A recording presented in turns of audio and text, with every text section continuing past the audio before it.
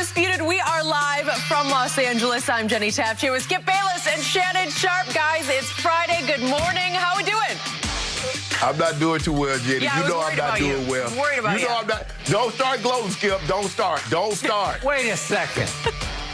You couldn't even come in the studio and face me today? You had to run home and hide behind a camera in some remote studio someplace? I don't know where you are, but you should be right here. You've got to have the guts to face up to what your man did not do last night. Skip Bayless, as bad as 2020 was for everyone else, 2021 has been great for you. You cannot get a better start to 2021 than what you've gotten thus far. You know what? Skip is feeling pretty good these last couple of months. He's feeling himself, and I can already sense it on a Friday. But, Shannon, you mentioned you're not feeling so hot today. We do have to talk about what some were calling a finals preview last night. It just didn't go Shannon's way. Despite no Kevin Durant, the Nets are feeling it just like Skip Bayless. Last night, they took down LeBron and the Lakers 109-98, who are without Anthony Davis and Dennis Schroeder. James Harden and Kyrie Irving led the Nets with a combined 44 points, and Harden dished out 11 assists. LeBron finished with a game-high 32 points in the loss. So, Shannon, I start with you. Are you surprised LeBron wasn't able to keep the Lakers in this game? No, it's kind of hard to keep a team in the game, Skip, when you're minus 30 from the three-point line. And that's what we've seen over the last probably, say, 10 or so games, is that they're shooting so poorly behind the arc, and the other teams are shooting so well. When you allow a team to shoot 46% from the three-point line, and they shoot the volume in which they shot the ball, they made 18 threes. Skip, over the last 3 games, they've made 65 threes. It's going to be hard for someone to overcome that when you only make 6 or 7 threes. And remember, before garbage time, Skip, they had only made 6 threes. So they get 2 in garbage time, so I'm going to discount those. So when the game really mattered, they had only made 6. And the Nets couldn't miss, Skip. Joe Harris, what did he go? He went 6 or 7 from 3. TLC went 5 of 8 from 3. And Landry Shamet went 2 of 3 from 3. Skip, it's hard to overcome that. LeBron shot 60% from the floor. He gave you 32, 8, and 7. But when you don't have another guy that can generate offense, you don't have Schroeder that can initiate offense, you don't have another guy really that can go get a shot like AD can. So, no, I am not surprised. But what I am surprised by, the Nets and how the others, the role players, the guys, not the leading actors. Am I surprised by what Kyrie did? No, I thought he had a relatively quiet night, although he was sensational in spurts. James Harden, am I surprised by what he did? No, I know what he... But when you get Joe Harris doing what he's doing, you get a TLC, can't miss. You get a Landry Shamet coming in the little minutes that he has, he goes 2 or 3 from 3, and he can't miss. Skip, it's going to be hard to overcome that. They started with a small lineup, they forced Frank Vogel to go second half to start Keith Morris instead of Mark Gasol. But I'm not surprised, Skip. LeBron James had it going from everywhere except the 3. Skip, he was driving the ball. The step back was flawless last night. So I'm not surprised. LeBron James, he was only a -1, Skip, when he was in the game, and then he was they're -15 when he's out of the game. So what showed me last night, it kind of reminded me of last year in Cleveland. That's what it kind of looked like out there at times, because guys just couldn't get their shots going, and KCP is struggling from the 3. Last 13 games, Skip, he's 23%. He needs to be better because he's the dead-eye shooter. He's the guy that's going to get the majority of the shots when they double down on LeBron and he swings the ball or kicks it to him. Remember, first play last night, the hammer pass down the baseline, and he has a wide-open 3, and he misses it. Okay, Mr. Sharp. Yes. All year, I've had to sit here all basketball season and hear you tell me how the #1 defensive efficiency team is your Los Angeles Lakers, led by LeBron James. Yes. All season long, I've had to sit in this seat across from you hearing that the Brooklyn Nets are abysmal on defense. They are a disaster on defense, says Shannon Sharp. Yes. And then I sat for 4 quarters last night and watched the Brooklyn Nets actually play, dare I say, defense. It was pretty good. They held your Lakers to 98 total points. Your Lakers couldn't break 100 against those disastrous defensively Brooklyn Nets.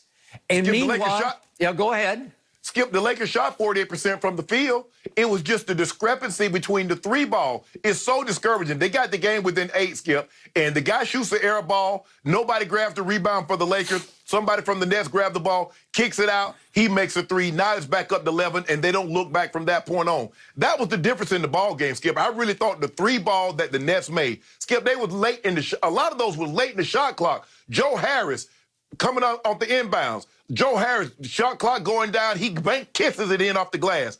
When they're making shots like that, Skip, you just throw your hand up and say, Coach, we getting ready for Miami on Saturday night. Okay, but if you're the #1 defensive team in all of basketball, can't you get more hands in faces of three-point shooters? You know what they are coming in because they had a chance last night. If they'd gone 20-plus threes, they got to 18. They would have become the first team in NBA history to go 3 straight games making 20-plus three-point shots. They came close. They were 2 of 8 in the fourth quarter. If they'd made just a couple of more, they would have broken or set the record.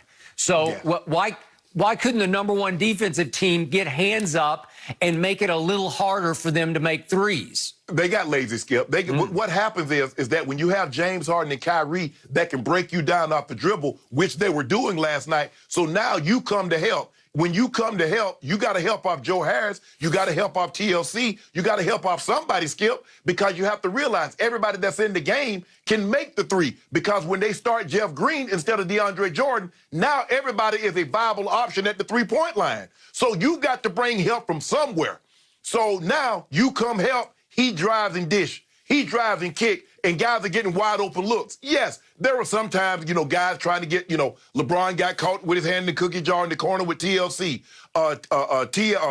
Horton Tucker, he got caught at the top of the key, leaving his guy trying to sneak in. And when you do things like that, they make you pay. Now, sometimes you can get away with it, skipping the guy misses. But last night and over the last 3 games, the Nets have been dead on from the 3-point line. And so you can't afford to make those mistakes when you play in that team. But like we said, Skip, good defense, great defense. Sometimes you can play great defense, but sometimes guys give you better offense. We've seen guys make tough shots, and it's like there's nothing you can do about that. The guy just made a better shot than what you were playing defense. Okay, now to your man, LeBron James. As we stated a couple of days ago here on Undisputed, this was a golden opportunity for him to run through. Now we're hearing that AD's going to be out for maybe 4 weeks. So it's more games. We had a 9-game stretch up to the All-Star break, but we should probably throw in another couple of games after that, and they're unsure about it. So they're just sort of guessing at, let's say, 4-ish weeks, okay? But it's a stretch of games in which LeBron, who is already the MVP frontrunner, can close the case. If he keeps coming up bigger and bigger and bigger without AD at his side, then obviously he's going to run away with MVP. So at Minnesota, he did what he had to do. They did finally pull away and win that game. Then here comes the Nets, but there's no KD. I believe KD is the best player on the planet. I believe that KD is better than AD. So I thought KD was a bigger loss to the Nets than AD was to LeBron. That's just my estimation of how this game shaped up. So I fully expected LeBron to dominate this game, to take it over and help his Lakers pull away from Nets featuring only Kyrie and Harden. And that did not happen. Only Kyrie and Harden. Okay, well, again, what happened at the start of the game? As you point out, the Nets came out really small, shockingly small, almost as small as the Rockets were with Harden in their small ball lineup a year ago. I tried to add up the inches. They were actually only 2 inches taller of the 5 guys who started the game for the Nets last night than the Rockets were with James starting last year, small ball. Just 2 inches separated them because they went ahead and went with Bruce Brown, who's 6'4". Joe Harris is 6'6", but plays like he's about 6'2". Jeff Green is still playing. He's on his 10th NBA team. He's 6'8", and he was their postman last night. He was their center. Kyrie is all of 6'2", and James is, of course, 6'5". So that's the lineup they started. Right. I immediately tweeted that, King, you're on.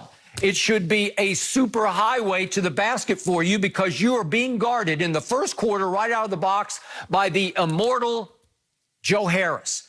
I don't think he's ever been confused with a first-team all-defensive player.